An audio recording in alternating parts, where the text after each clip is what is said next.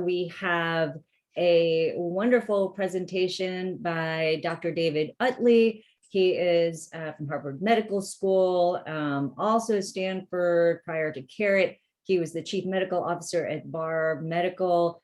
He started Pivot. Sorry, should I say Pivot, Garrett? This is on your bio. Yeah. But many of you heard our opening remarks when we talked about this generation that's falling through the cracks.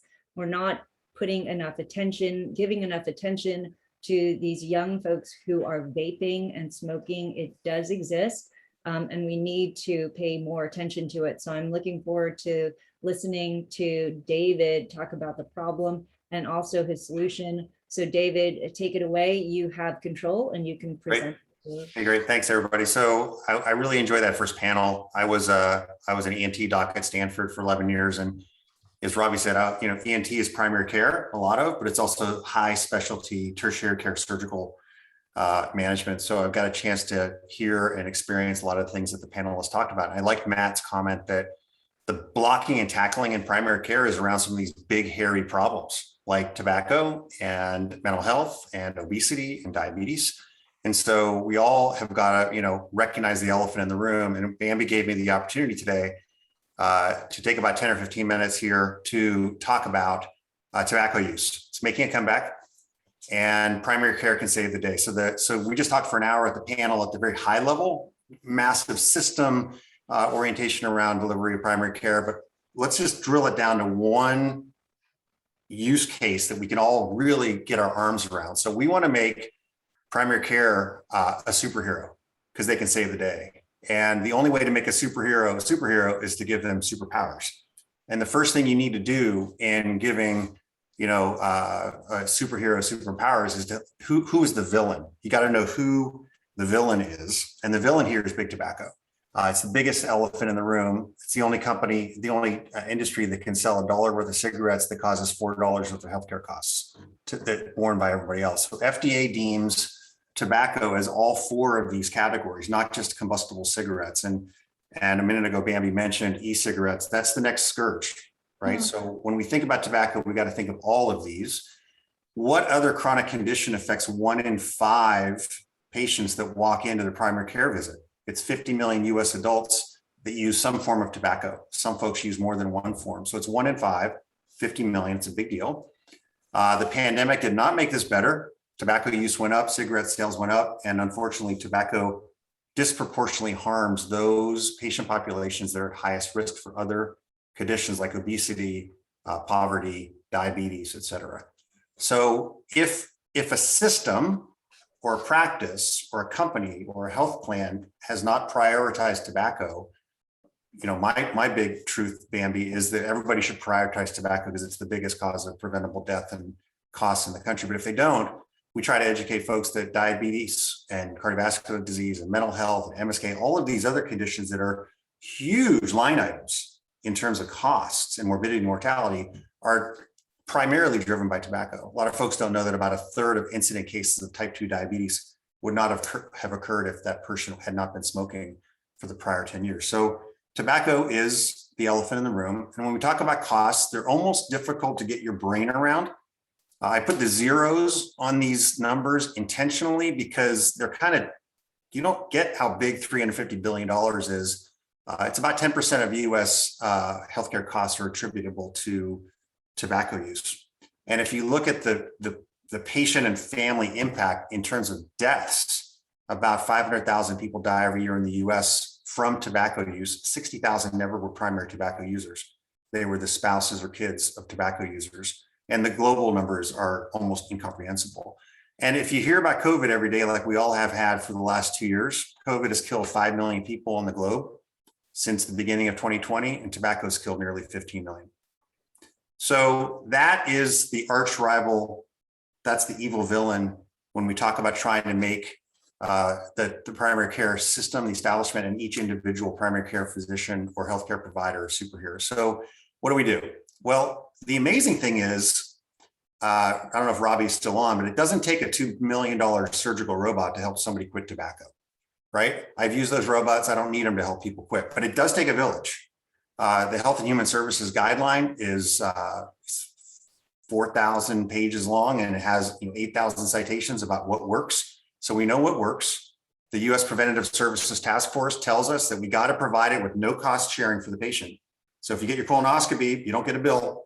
If you get your blood pressure screen, you don't get a bill. If you have tobacco cessation services, you don't get a bill for the pharma or the coaching because of ACA, right? And so if we know what works, and this is unusual, right? You don't have a lot of disease states and behaviors where you have a very willing patient population. According to CDC, 70% of tobacco users claim they want to quit. Half of them make a quit attempt every year, on average 2 per year. And that's defined as 24 hours without a single cigarette, not even one puff. But the majority of these quit attempts are what I call commando. Somebody has a birthday, they get a cough, somebody gets sick, there's a death in the family, and they decide to quit, which is like trying to run a marathon tomorrow with no preparation. This is a chronic condition like diabetes. Most tobacco users have been smoking since they were in high school. So you can't make an overnight quit attempt likely successful if you just go solo. So how are we doing, if those are the stats, how are we doing for other preventive services that are graded very highly by the U.S. Preventive Services Task Force? Well, flu vaccines, we have 50% of the U.S. population that's eligible gets a flu vaccine every year. It's huge. Driven a lot by PCP. You can do drive-through flu vaccinations. Right now, I just checked the stats. 59% of the U.S. population that's eligible for vaccination is fully vaccinated. And in the world of GI endoscopy, 67% of folks that are eligible for screening have had their screening. Tobacco, less than 1% of tobacco users at a health plan or an employer sign up for the sponsored program.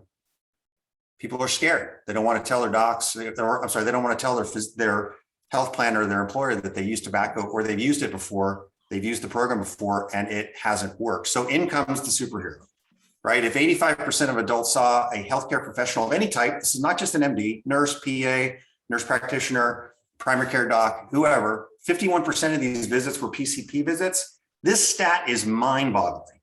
There were 860,000 healthcare provider visits in 2018. Half of them were primary care and half of them were preventive service. So, wow, right? So I would say 80-90% of tobacco users are seeing somebody that can help them.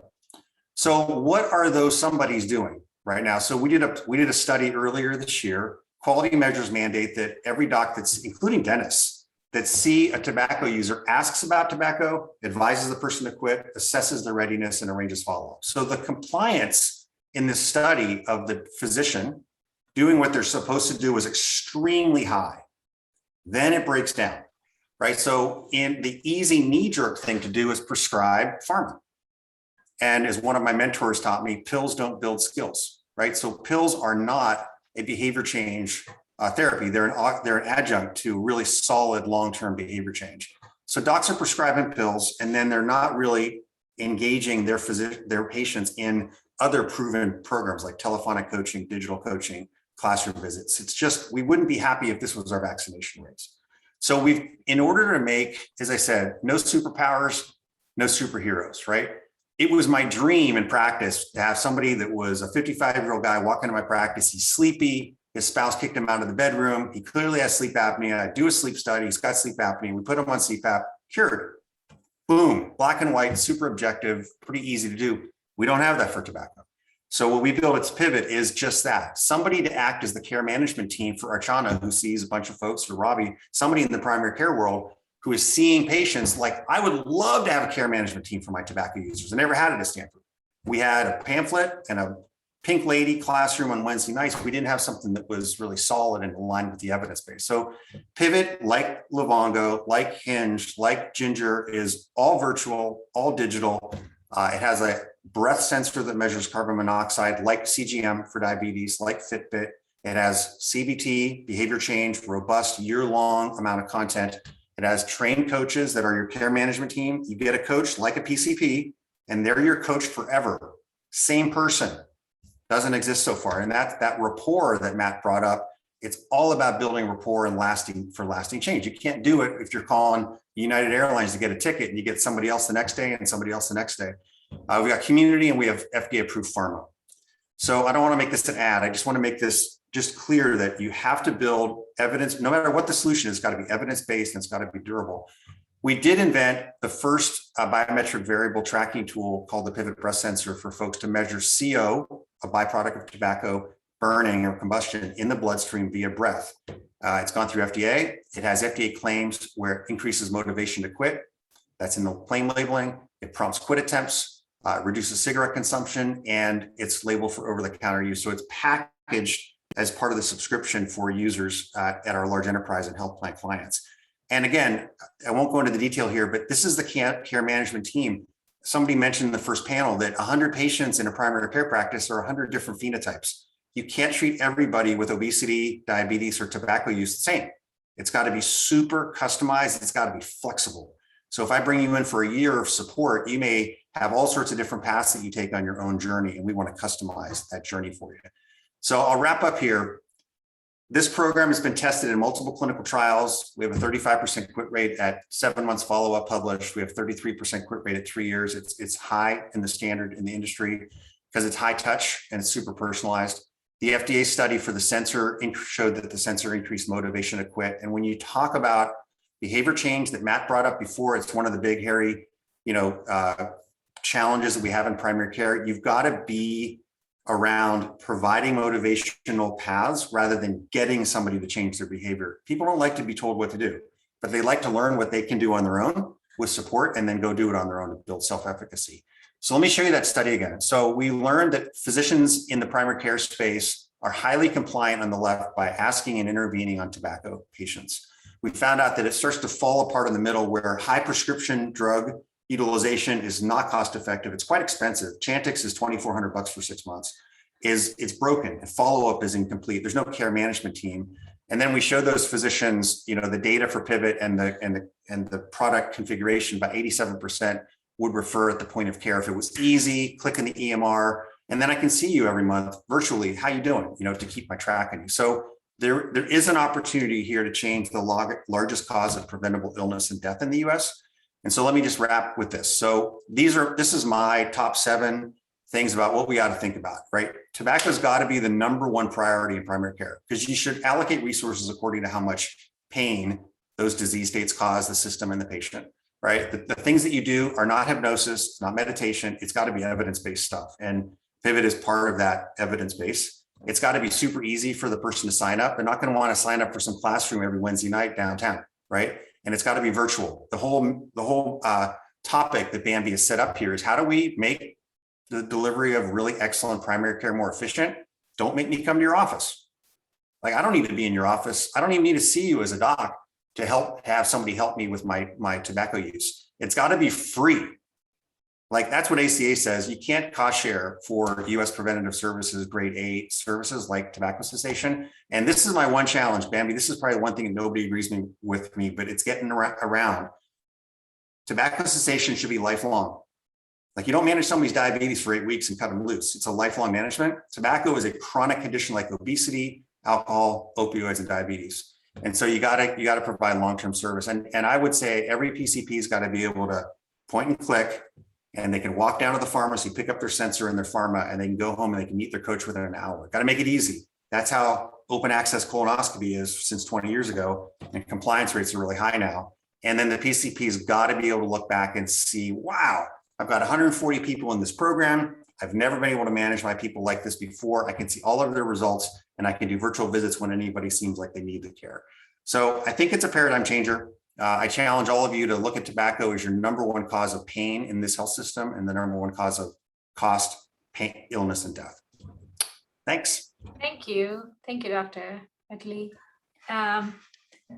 This was really refreshing, actually, to have a point and click solution for primary care physicians, because that's something that truly doesn't exist. And hopefully, with collaborative efforts of innovators like you and Dr. Pearl and so many more, that we could actually give superpowers to the PCP.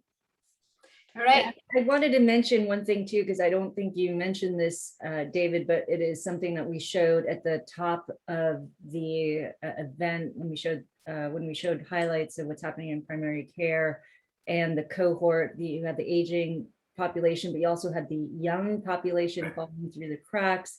They're obese. they have mental health problems, but they're smoking. A third of high schoolers are smoking, they're vaping.